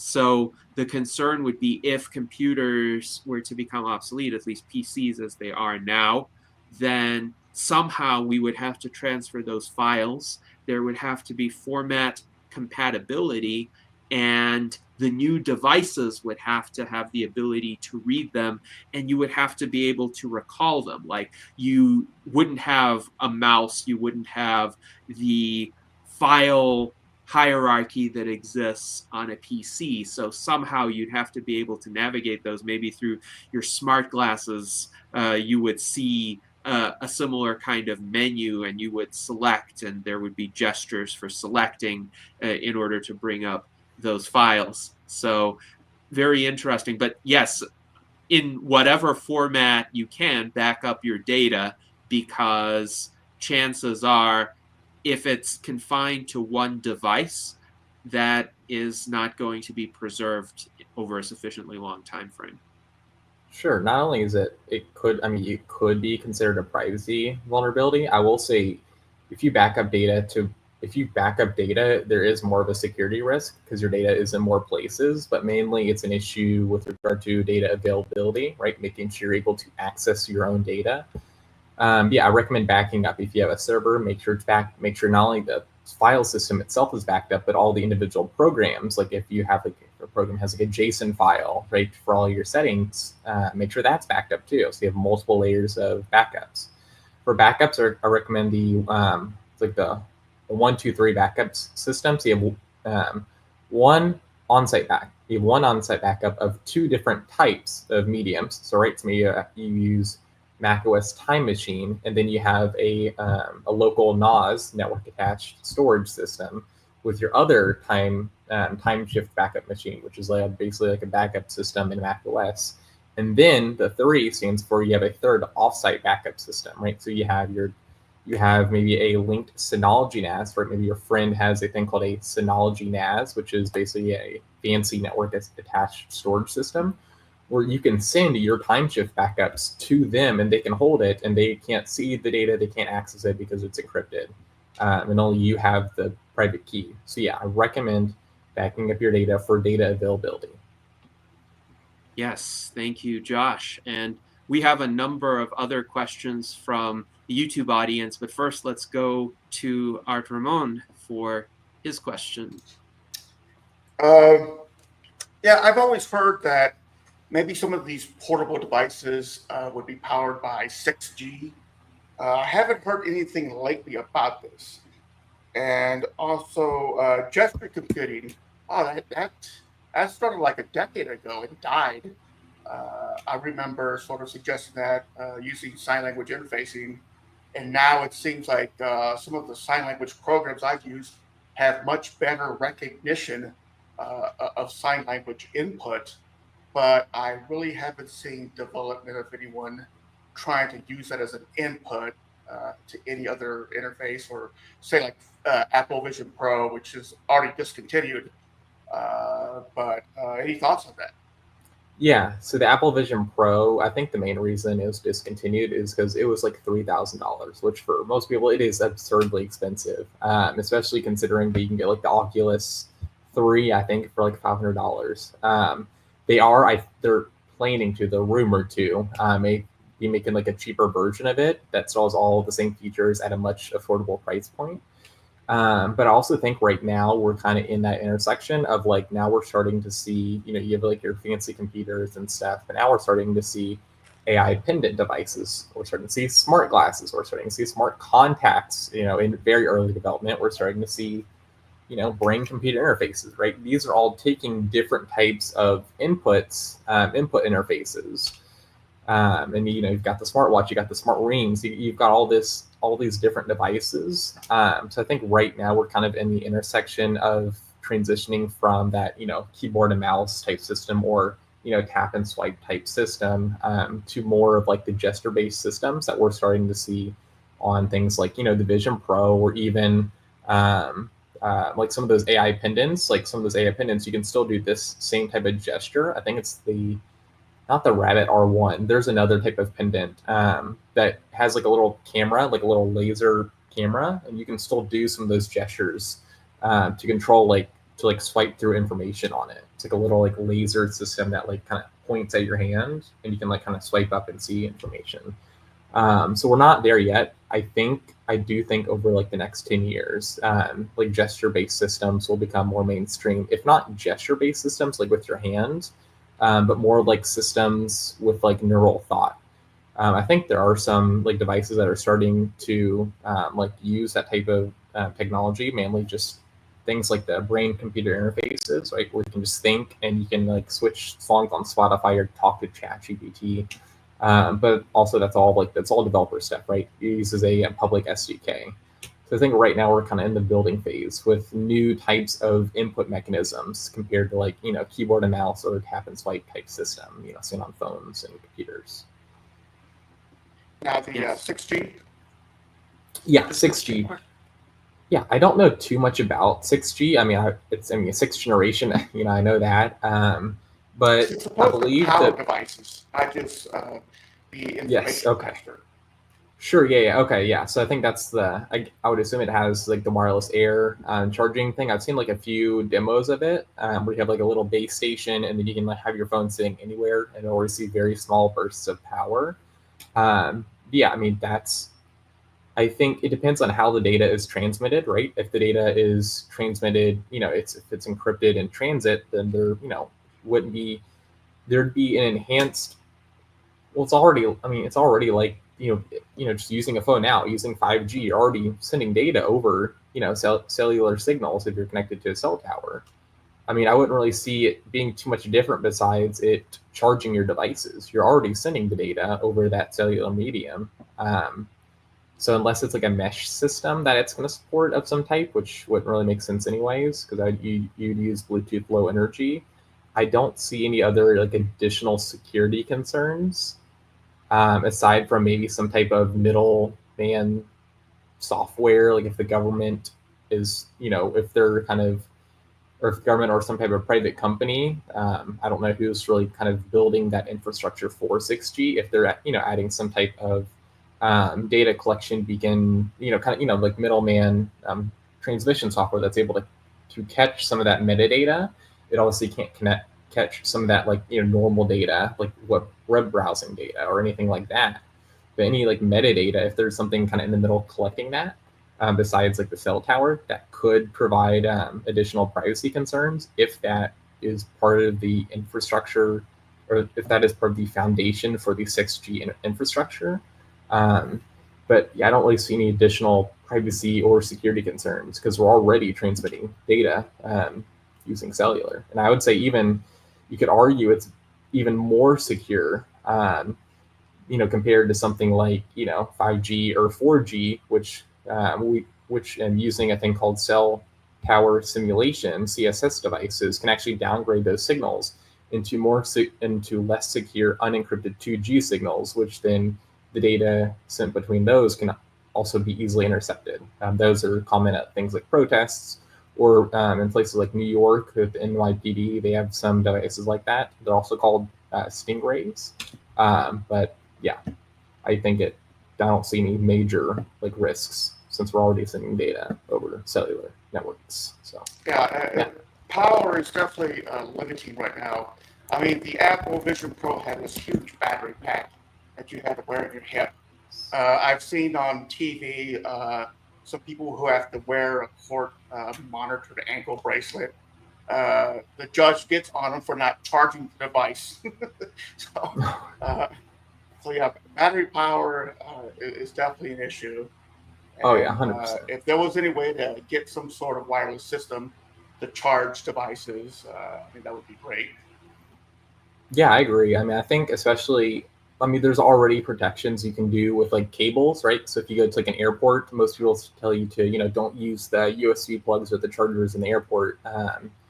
Because when you plug a charging cable into a phone, not only can you charge it, but you can also send and receive data through it, right? That's why if you have like a MacBook and like an old school iPhone, you're going to send music from your Mac to your iPhone, or you're going to upgrade your iPhone or downgrade your iPhone, you connect it to your MacBook. And on Android, I know at least on Graphene OS, you can actually make it so only like power can be transmitted through that phone's USB Type-C port. So maybe there could be some extra protections added if there is that wireless power transmission. So I think, yeah, you could make it so like, I don't know, I mean, maybe you can make like a separate channel, like a separate encrypted channel for data, and then make the power channel, like where the channel that the power is received and transmitted on, extra secure. I mean, I don't really see any other like big vulnerabilities. Maybe you can make it two different types of channels and then make the power one much more secure, just because it allows it allows it to have no data transmission on the power. But I don't really see like any major vulnerabilities. Okay, thank you. Yeah, of course. Yes, very interesting discussion. And Xiaomi Redmi 13 writes 6G has a certain hertz range. And there's also a comment by Mike Lazine. Right now, though, a lot of places are still stuck with 4G, especially in places that are in rural areas and not in super cities like New York City. Well, it can be worse. So I have 5G generally in my area, but when I go up to Lake Tahoe, I have visited there intermittently for the past 15 years, and they still haven't been able to get any sort of reasonable mobile internet connection on the California side of Lake Tahoe. You go there, and often there's not 5G, 4G, or 3G. There is what is called LTE, which is so weak that it's barely usable at all. And sometimes there's just no signal, even though it's a wealthy area. They could easily have placed some cell towers there. I am not sure what the problem is with getting actual infrastructure built in many parts of the country, even where there are resources and where there's demand. But infamously, the Biden administration had this initiative for broadband internet coverage that was to be made universal across the United States, and they spent billions of dollars. Nothing got built.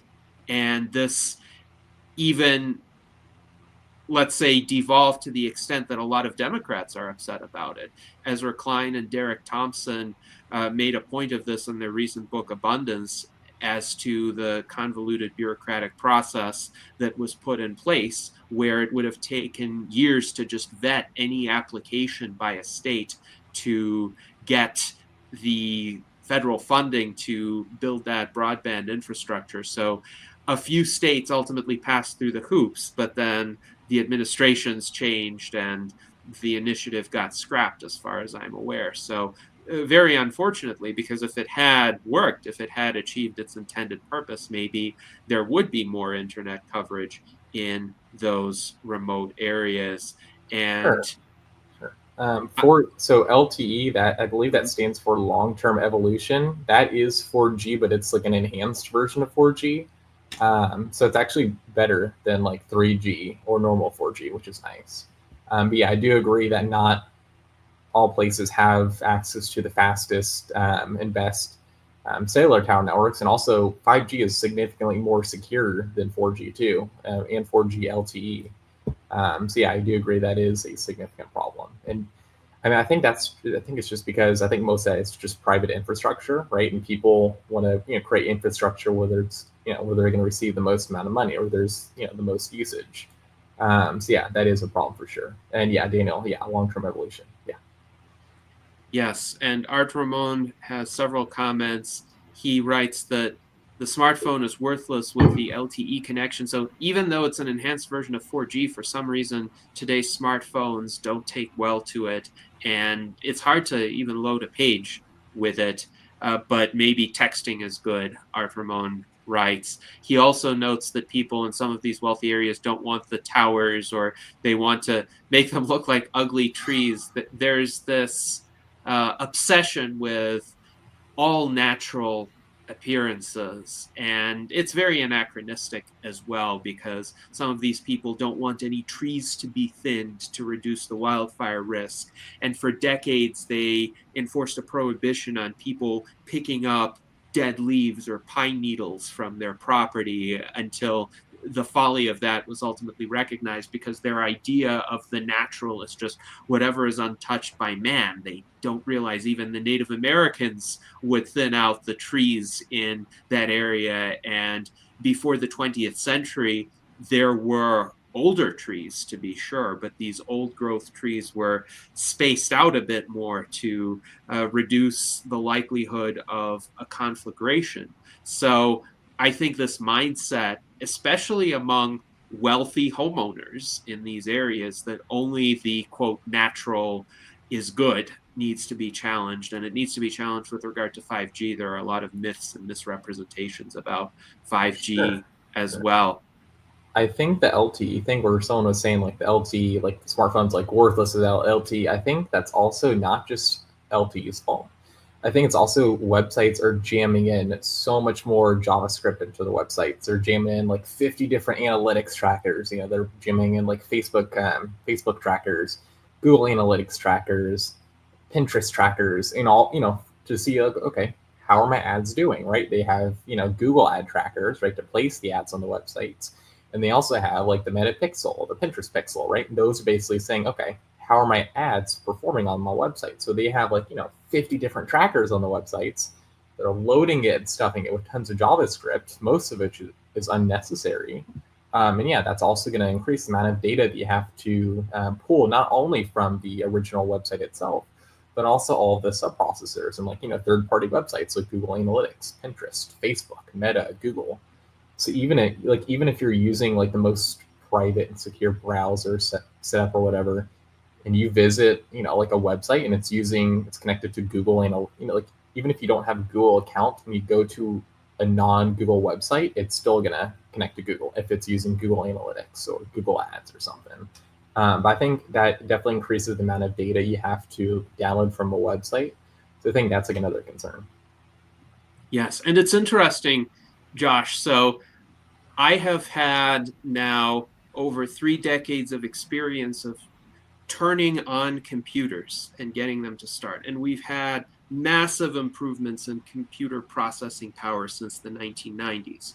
Computers do not start faster now than they did in the 1990s. I can tell you that from personal experience. So why is that? I hypothesize it's because of all of these additional programs that have been introduced running behind the scenes, relaying information. Some of it, frankly, is bloatware.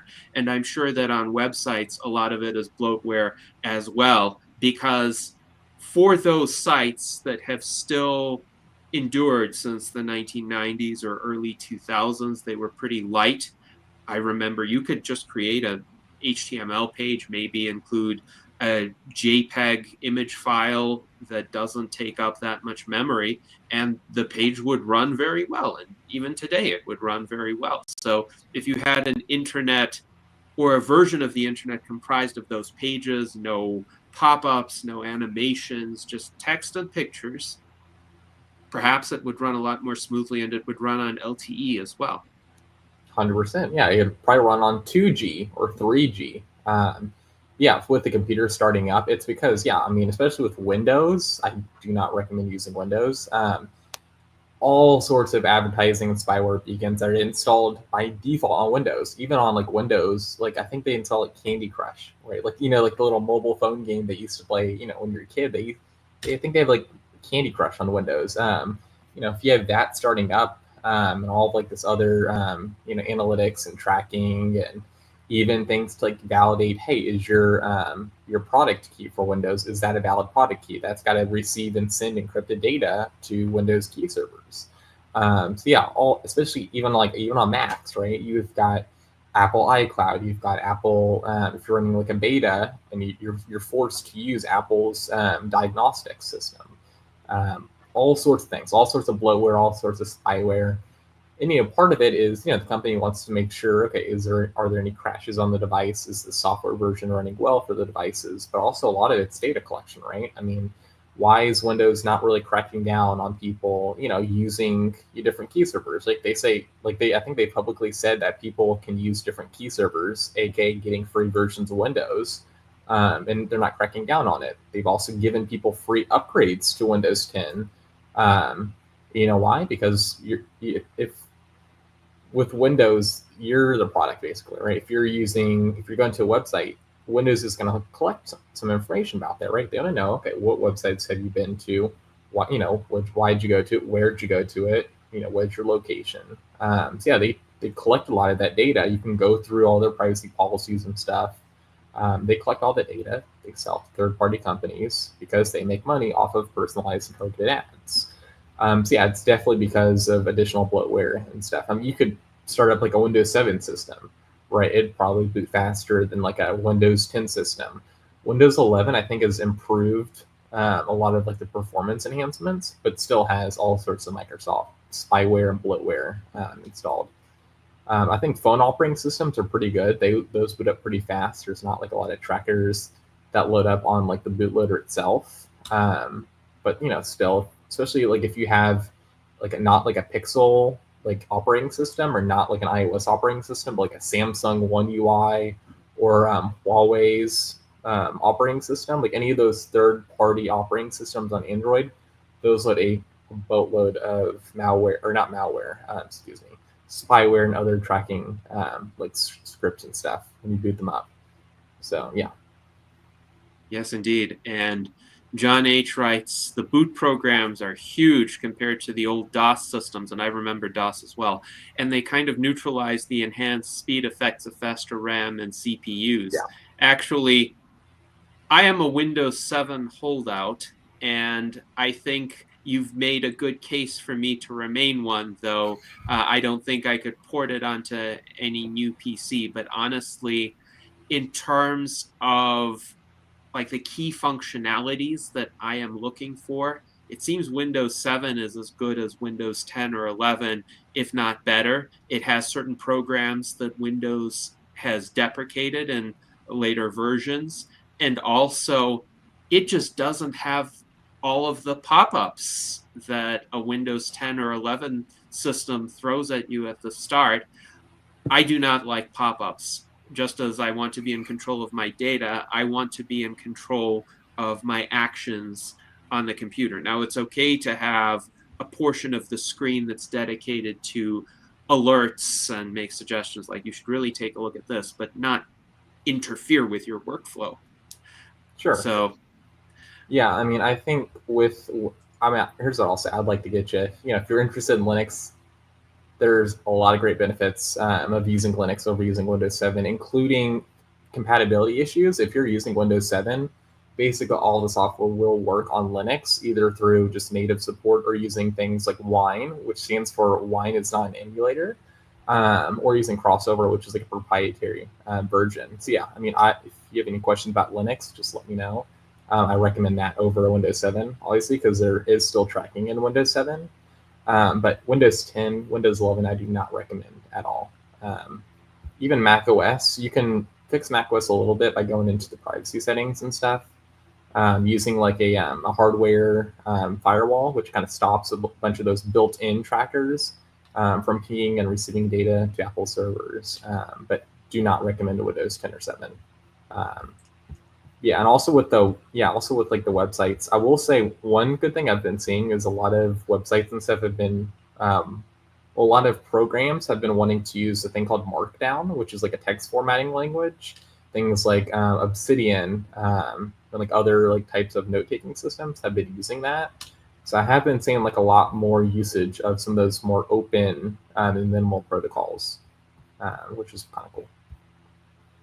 yes, very interesting. Thank you. And your observations on Linux are duly noted. So we have some comments. First of all, from Daniel Tweed, he mentions the Dead Media project that was initially proposed by science fiction writer Bruce Sterling in 1995 as a compilation of obsolete and forgotten communication. So we need to make sure that there is an initiative to preserve information in all of those obsolete formats that are not easy to read anymore, and to maintain continuity of that information. Jennifer Hughes writes, she thinks that some of the smart jewelry and being able to project more and interact with teletactics will lead actual phones to fade. And you talked about smart jewelry as well. And in regard to foldable computers being developed now, she notes that Jacques Fresco of the Venus Project talked about that a long time ago. Now, Jacques Fresco lived to be 102, and he was active throughout much of the 20th century. But yes, he was a very forward-thinking futurist. So I was curious about the brain-computer interface that you have Josh, it looks like a non-invasive BCI that you can put on. What are some of its functions? Sure. So it uses a public open source JavaScript SDK, which stands for Software Development Kit. So it can basically take all the brain data from all different channels on here, and you can basically make it.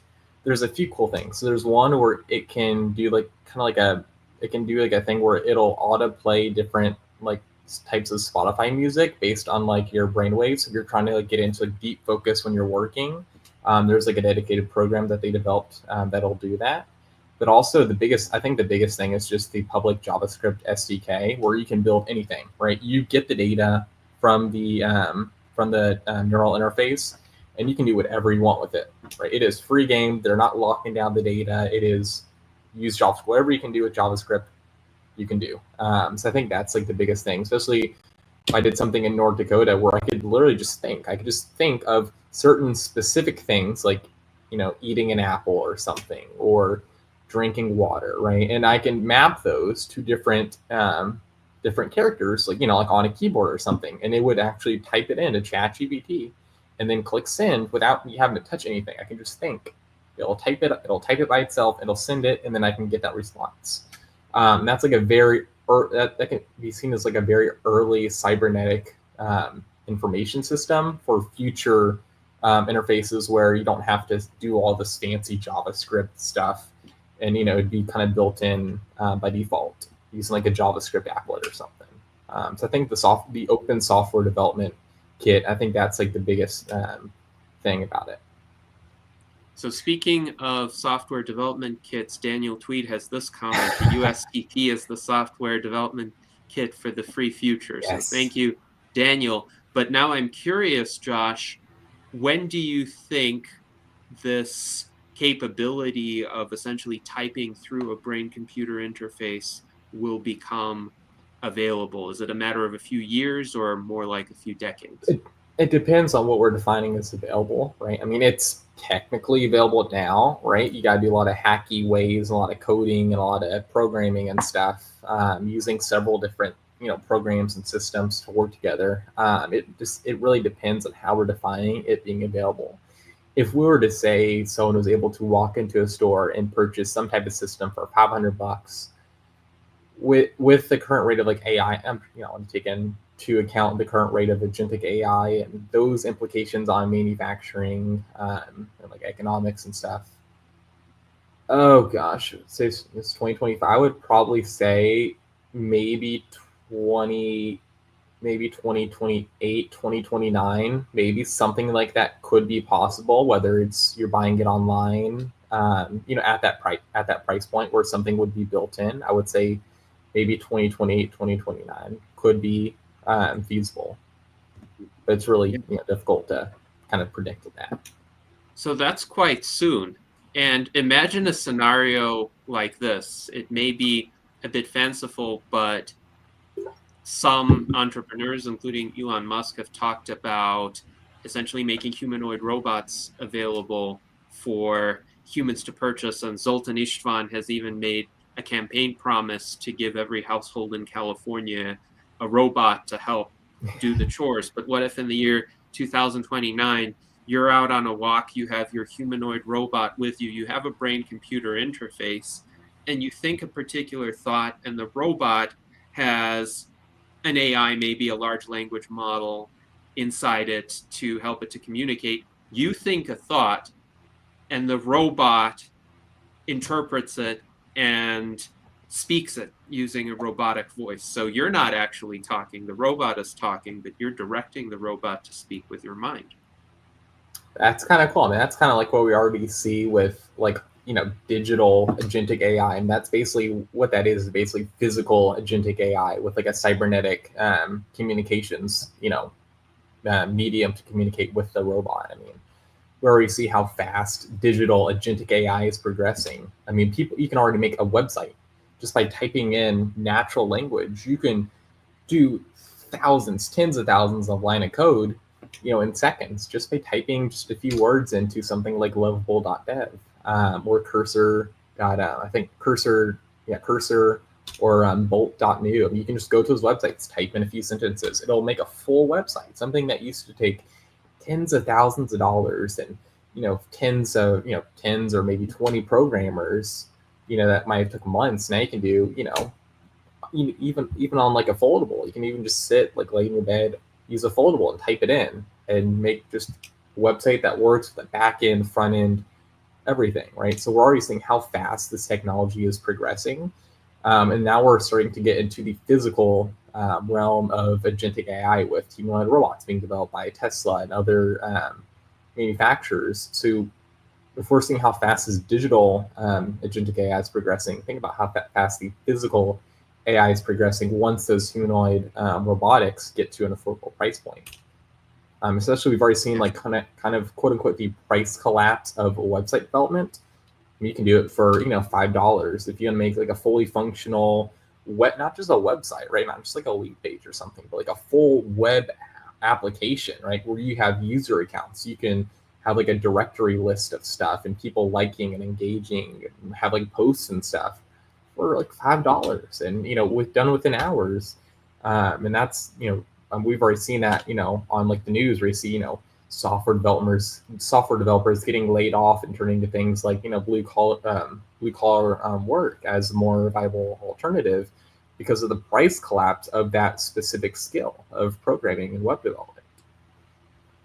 Yes, and it is quite remarkable to observe what has been happening. You yourself, Josh, have created a number of websites remarkably quickly, and I do wonder sometimes what tools you've used to help you in that, because it doesn't seem to be the same kind of traditional web development approach. Of course, I remember the days of HTML-based web pages where either one would use a very rudimentary kind of web editor. Microsoft used to have a product called Front Page, which was fairly intuitive, but I actually taught myself a little bit of HTML code to go a bit beyond that.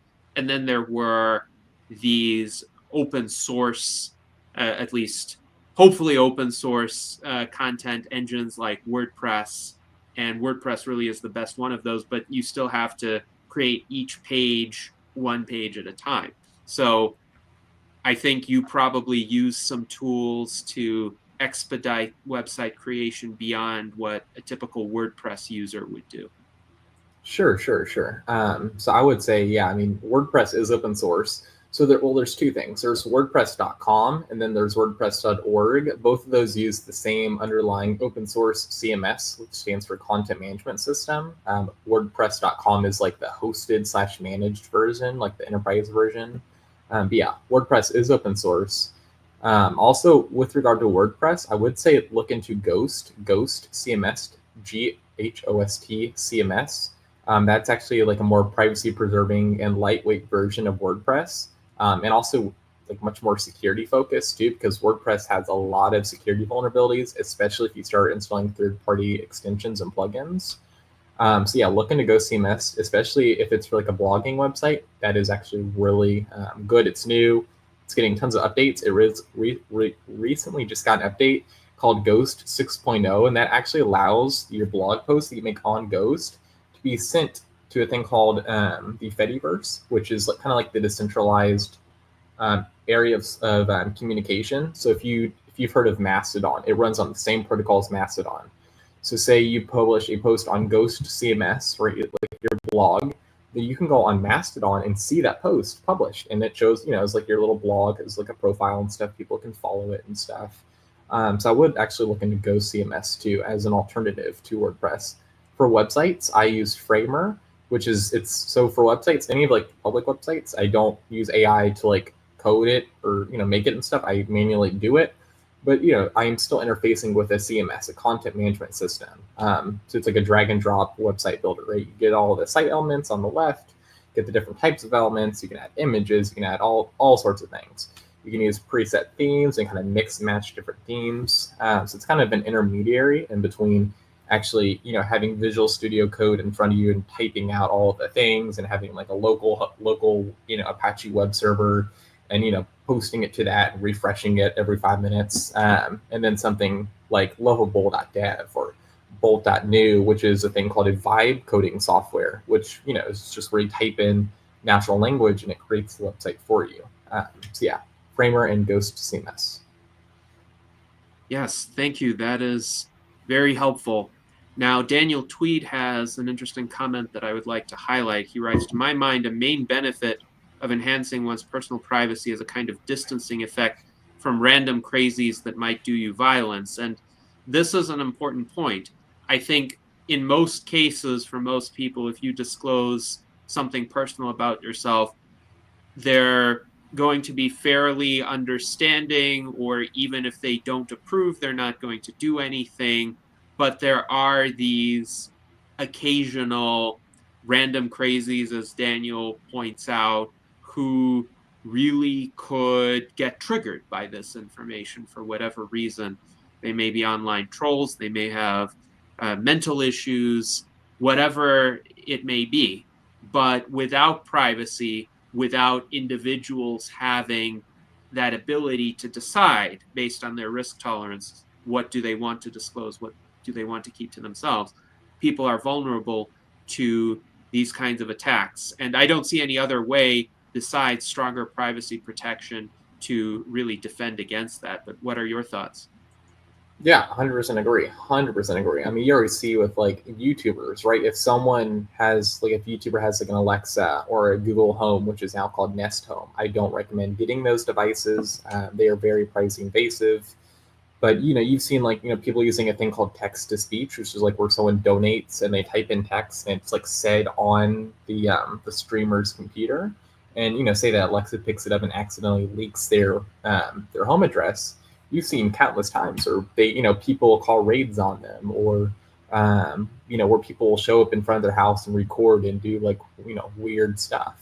So yeah, 100%, especially if you want to protect yourself against crazies or people outside of that standard deviation of common sense and just craziness.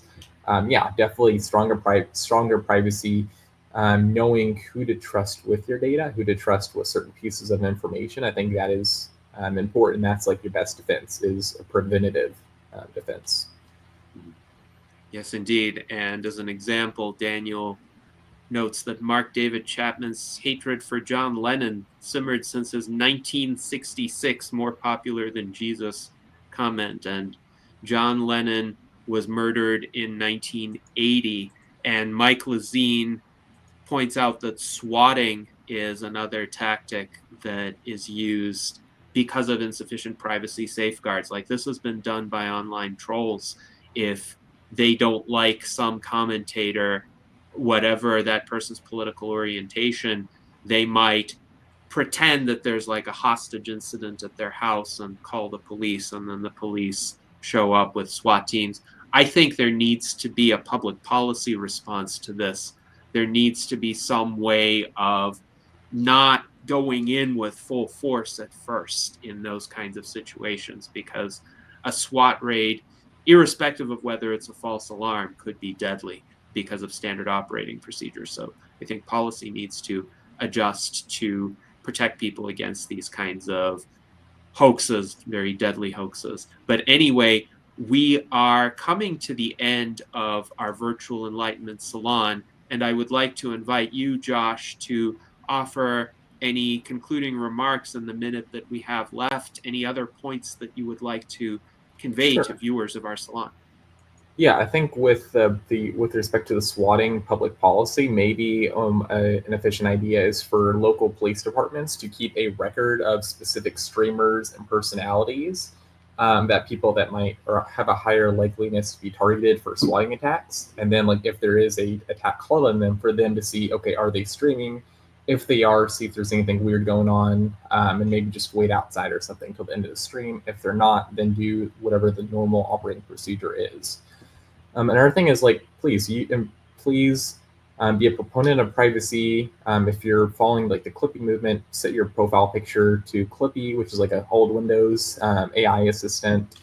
I mean, privacy is like, privacy is like muscles. If you don't use it, if you don't protect it, if you don't defend against it, if you don't advocate for it, you're going to lose it. And it's being under attack every day, especially nowadays with all these regulations and legislations being passed. If you have any other questions, go ahead and scan right here. Send me a message on LinkedIn. Send me a connection request on LinkedIn. Use my contact form. Send me any questions you have. I'll answer them. And then if you do want to join our Discord server for transhumanism, you can scan right here. Added a new privacy and security channel, which you can access by going into like the roles channel and then clicking privacy and security. So we can kind of, do our best and our effort to approach this new technology and technological enhancement from a privacy preserving standpoint. So yeah, thank you. Yes, thank you very much, Josh. And yes, Clippy is well known to many of us. It's interesting that he is getting a second lease on life. His longevity is being prolonged by this privacy movement. And privacy is important to our longevity going forward. So please take what Josh has said seriously and look for ways to enhance your own privacy. And hopefully, as a result, we will all live long and prosper.